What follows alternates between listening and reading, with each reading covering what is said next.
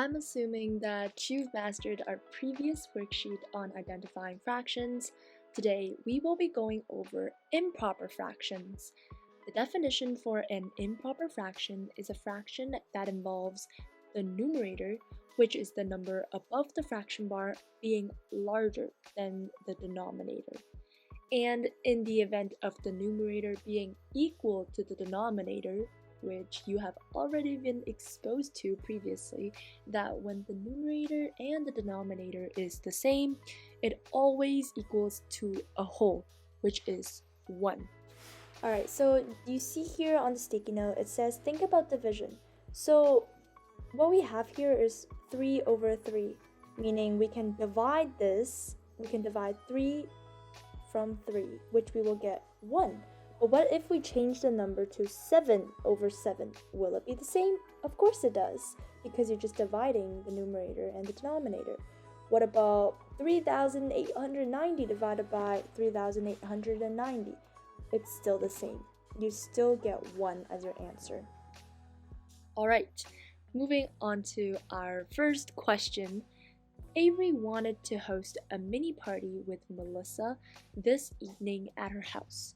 She prepared a whole pizza cut into 4 equal parts, while Melissa brought 3 out of 4 slices of her pizza because she ate it on the way to Avery's house. Figure out how many pizzas are still left of the 2 wholes. Okay, this question is worded a little bit weird, and well, don't worry. Now that we know some of the terms, we can use that to identify what we're trying to look for. Alright, so I have highlighted the information we needed to make the fraction for Avery. Her pizza, as mentioned, is a whole pizza, meaning we can represent it in any shape that needs to be divided evenly. So I chose a square. It also mentions that it is cut into 4 parts, meaning the denominator would be 4, while she didn't eat any of her pizza, meaning the numerator would also stay as 4. And so we can double check by dividing 4 and 4, for we will get 1. So indeed, we have a whole pizza. On the other hand, Melissa's pizza is also split into 4 slices. So the denominator for her fraction would also be 4.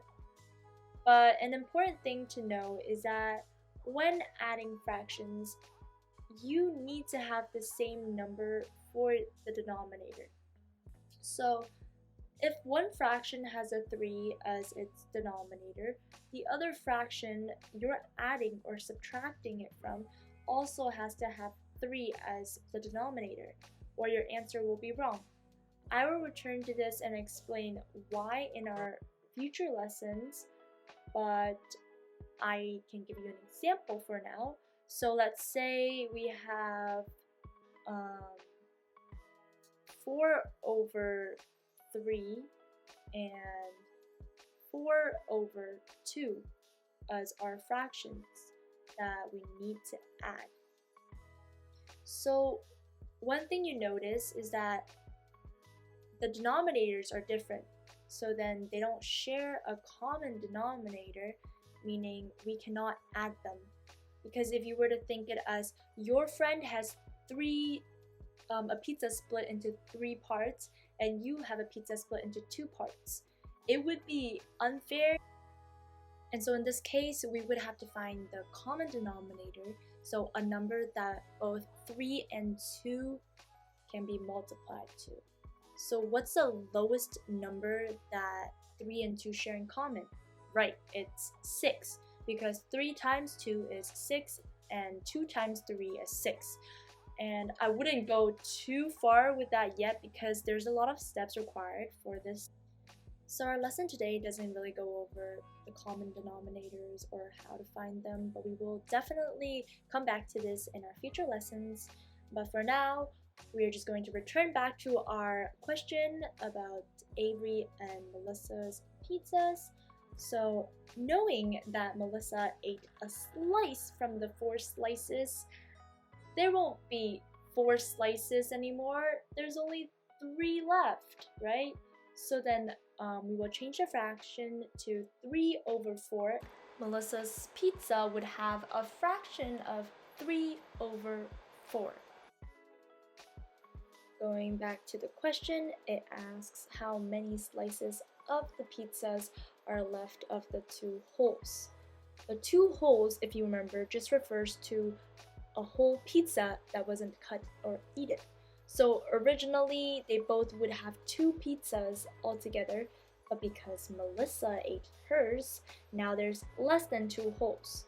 So when the question mentions how many, we would know to add the leftovers rather than add the original numbers and then subtract them again, because that's a lot of steps and we didn't need that. Like, it's not required for us to do all these extra steps. So to begin, I would set the equation up like this and start adding. Did you guess it right? Yep, we will be adding our numerators. So we have 4 and 3 as our numerators, while 4 as our denominator. The denominator should always stay the same. We never add the denominators in a fraction, but only the numerators. So it would be 3 plus 4, which is 7, and so then the new fraction would be 7 over 4, because as we know, the denominator never changes.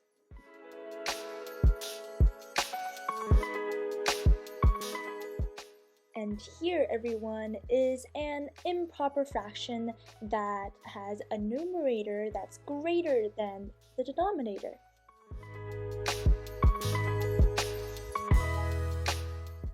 And hopefully you guys haven't forgotten your greater and less than signs. So that sign for greater than would have its angle pointed towards the number that's less. So I see it as like a crocodile wanting to eat the bigger number.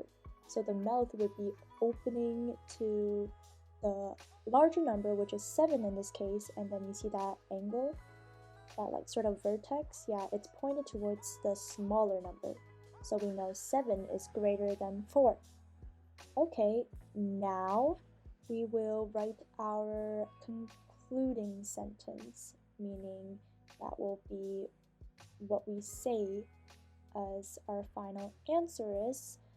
So, therefore, altogether, Avery and Melissa would have 7 over 4 pizzas, or like 7 over 4 slices of pizzas left of the two wholes. Alright, let's play a game, and for you would require to pause the video before I announce the correct answer. Are you ready? Of course you're not. I haven't even explained the instructions. Alright, so I will be revealing the fractions under these colored shapes, and your job is to identify whether they are an improper fraction or not. You would answer no if it is a proper fraction or it is not an improper fraction, but the opposite if it is an improper fraction. So starting now, remember to take your time.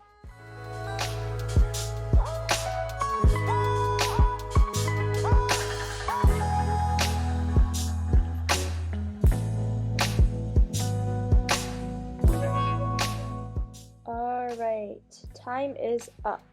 Hopefully you were able to identify, if not some, but all of the improper fractions. Although it's perfectly fine if you didn't, because I'm here to help. Well, that was an amazing opportunity for you all to check up on your learning and see if you have grasped the concept of improper fractions. Alright, thank you again for keeping up with this playlist, and I can't wait to introduce mixed numbers to you in our next video. Take care.